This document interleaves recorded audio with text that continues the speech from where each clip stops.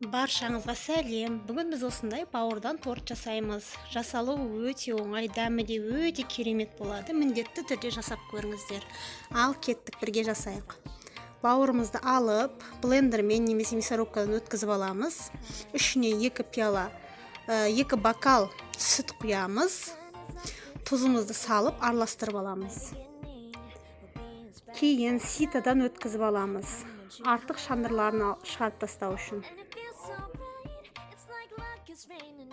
Міне енді ситадан өткізіп, сұйығы қалғаннан кейін ішіне жұмыртқамызды салып, жақсылап араластырып аламыз.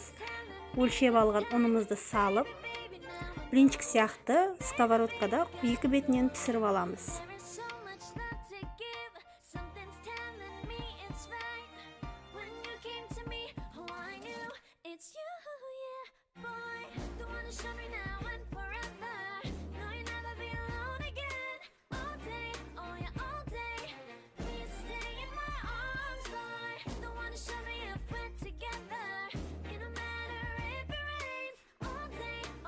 Блинчиктерimiz суығанша салмамызды дайындап аламыз. Салмасына біз сәбіз, чеснок, аскөк, майонезді араластырып алдық.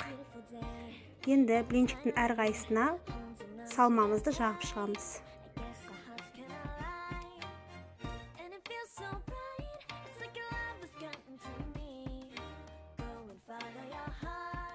Біз өзіміздің қалауымызша сәндеп шығамыз. Мен сәндеу үшін жұмыртқаны теркадан өткізіп, бетіне сеуіп шықтым. Бетіне петрушканы қойып, өздеріңіздің қалауыңызша сәндесеңіздер бола береді негізі. Осымен холодильникке 5-6 сағатқа қоямыз. Сонымен кесіп жей берсеңіздер болады. Міндетті түрде жасап көріңіздер, өте дәмді шығады.